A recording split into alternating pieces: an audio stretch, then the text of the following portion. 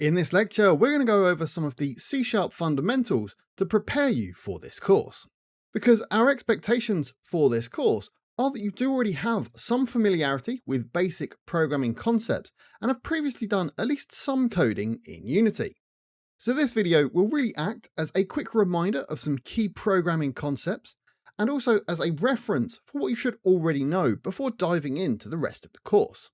Now, I will be moving quite fast, so you can think of this very much as a crash course, but if you find any of the concepts in the video too advanced or you get a little bit lost, then do consider checking out at least the first few projects from one of our complete C# Unity developer courses, either the 2D or 3D course, to get yourself up to speed.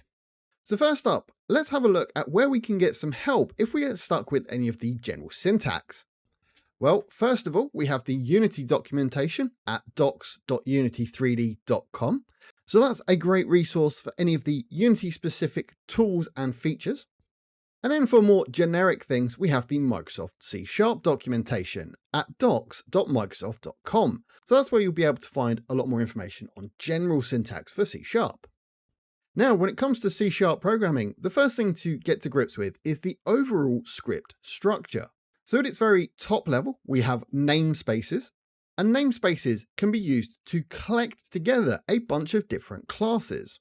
Inside our classes, we then have various methods that do things for our program, and inside each method, we have statements which perform all of the logic.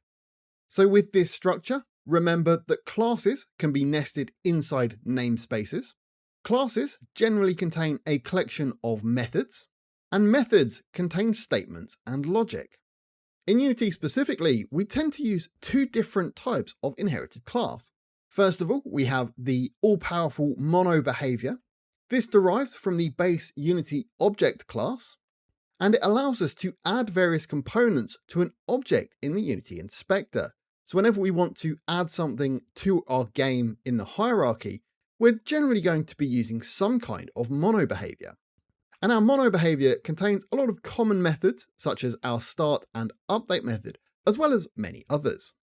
The other option for a Unity class in most cases is going to be a scriptable object. A scriptable object also derives from the base Unity object class, but it has a very different function.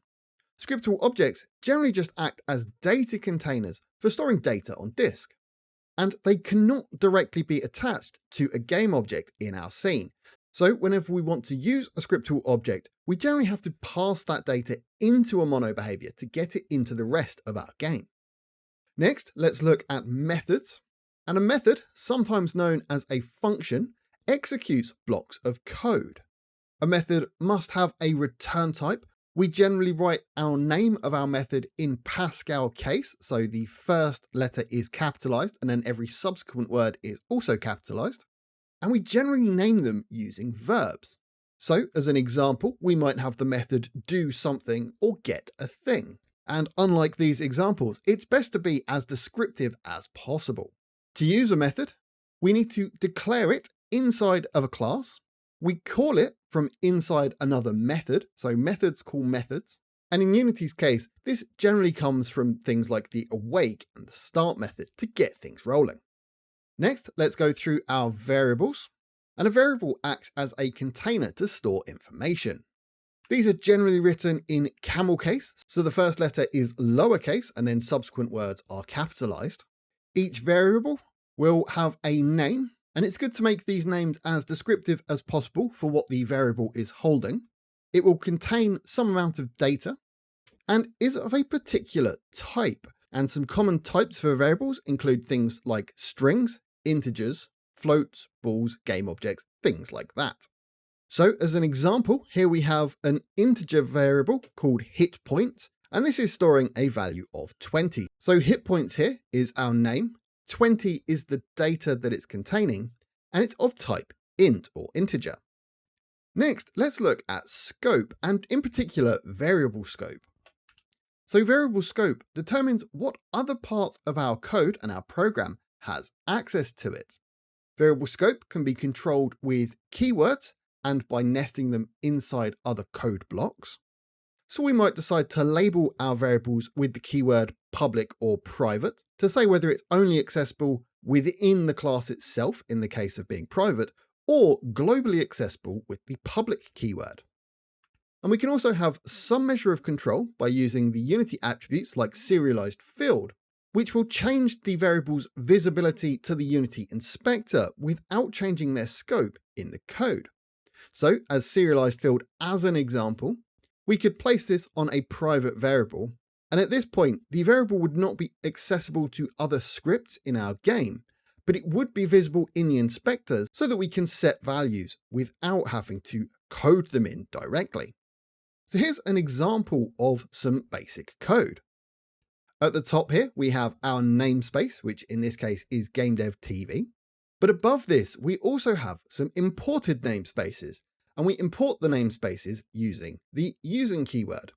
And at the bare minimum in Unity, we generally have the using Unity engine namespace, because this includes things like our mono behaviors. Next, we have our class declaration. So in this case, we've got a class named new behavior script, and this inherits from our mono behavior. So if we wanted to use a scriptable object instead, we could change this mono behavior inheritance to scriptable object, and this would change the behavior of the class as a whole. Next in our code, we have a variable being declared. This is a private integer called myInt, and it stores the data value of 2. And we've also got a serialized field attribute to allow us to modify this in the Unity inspector. Finally, we have some methods. So we have our start and update methods here. And if you recall, start is called when the game object is created, and update is called every frame. So with the general structure of our script covered, now let's look at some of the things we can do inside of our code blocks. Let's start with selection statements and begin with if and else if, because these really are the bread and butter of most of our functions that we write. These if and else if statements control whether code is run based on some conditional statement. So we might write if some condition, then we have a code block. So this might be if a variable is less than some other variable, or if some condition is true. And our if statement is perfect if we just want a single conditional statement.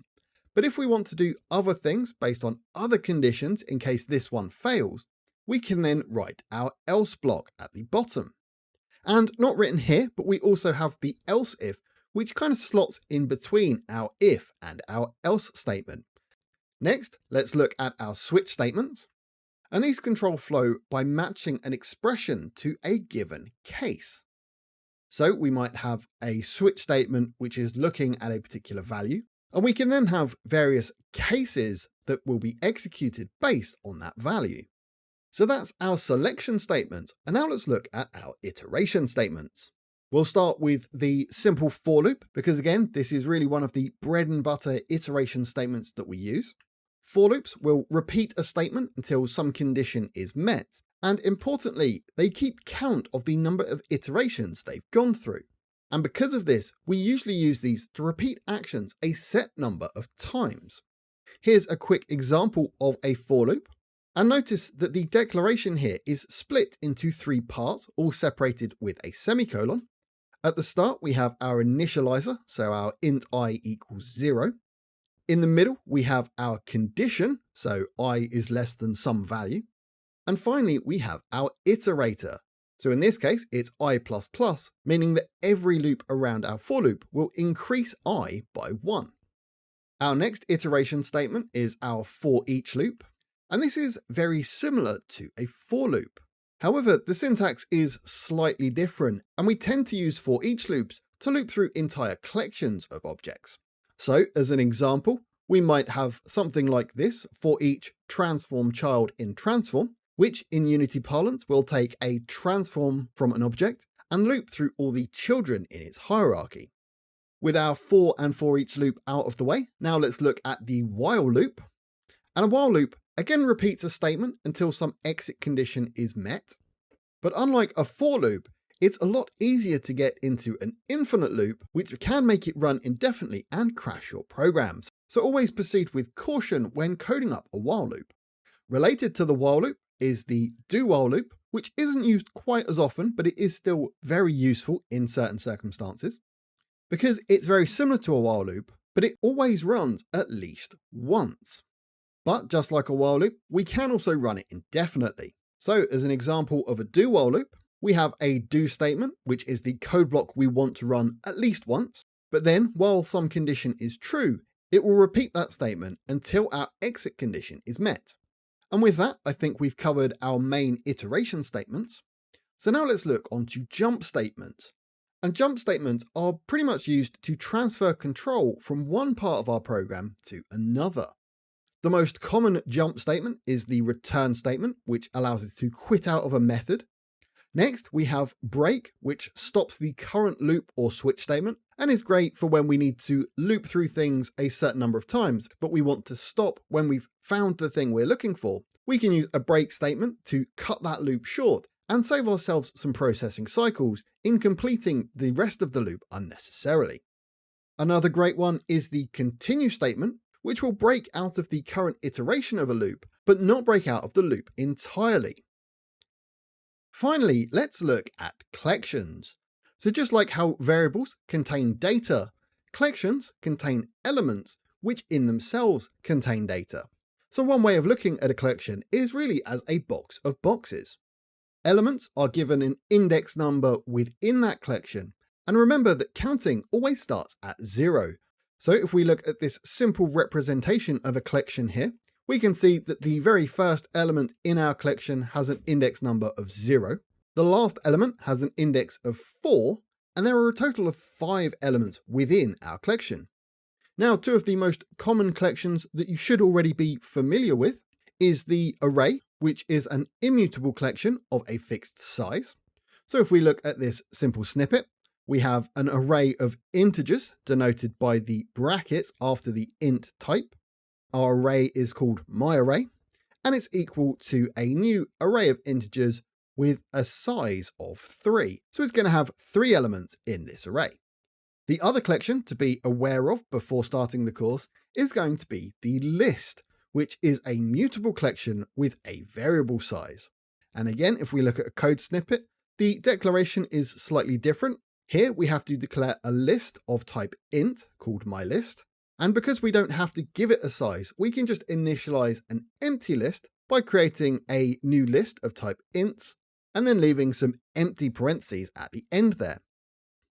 So hopefully that crash course was a good reminder of all the things you already knew, but here are a final few useful reminders.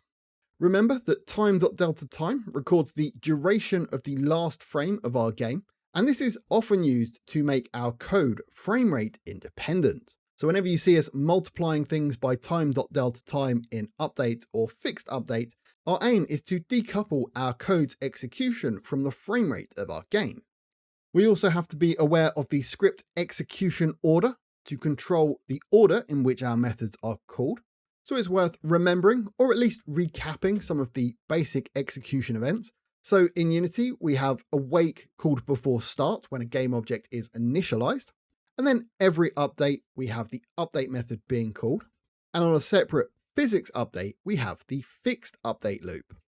Now, while the Unity methods do happen in a fixed order, there's no guarantees of the order in which classes are called, unless of course you explicitly set it in the Unity editor. So if you have multiple classes interacting with each other, you need to be mindful of when each one may be created, and that order is not necessarily fixed. So something that may work in your particular environment may suddenly start to exhibit some bugs when other people on different machines get hold of your code.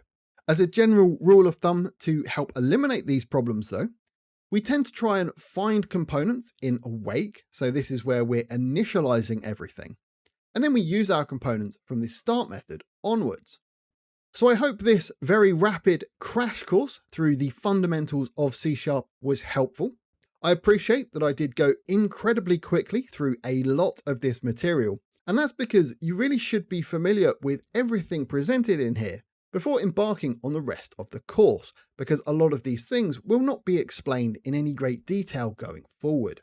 If you did find that you struggled to keep up, then again, I would strongly recommend checking out either our complete C# Unity Developer 2D or 3D courses, And then, once you're up to speed with your programming knowledge, you can come back to this course and continue on to the next lecture.